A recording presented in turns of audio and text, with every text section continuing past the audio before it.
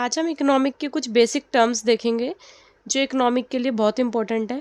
सबसे पहला है स्केर्सिटी। रिप्रेजेंट करता है जो रिसोर्सेज हैं वो बहुत लिमिटेड है एंड जो ह्यूमन वांट्स है वो अनलिमिटेड है। स्केर्सिटी में चॉइस करनी होती है किस तरीके से रिसोर्सेज का यूज़ किया जाए जिससे मार्केट में क्या प्रोड्यूस किया जाए और कैसे प्रोड्यूस किया जाए उसका पता लग पाए।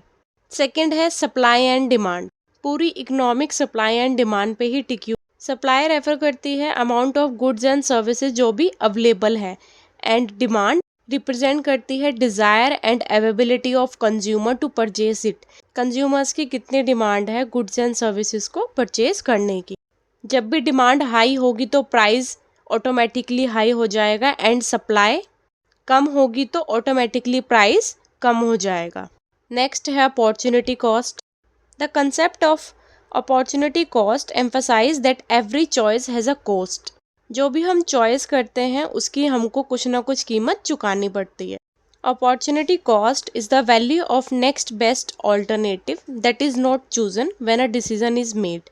जब हमने कोई भी डिसाइड किया था, जब हमने कुछ नेक्स्ट बेस्ट ऑल्टरनेटिव का नहीं सोचा था, that is called opportunity cost. इसको एक एग्जाम्पल से समझते हैं।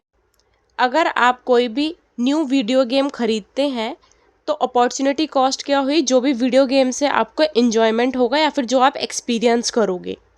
लेकिन अगर उसके बजाय आप कुछ और खरीदते like concert ticket, so this is called opportunity cost. जब भी डिसाइड किया था, डिसीजन लिया था, तो जो नेक्स्ट बेस्ट ऑल्टरनेटिव है उसको चूज नहीं किया था। नेक्स्ट है फैक्टर्स ऑफ प्रोडक्शन। फर्स्ट है लैंड जिसमें इंक्लूड है natural resources, soil, mineral, water, forest. Second है लेबर।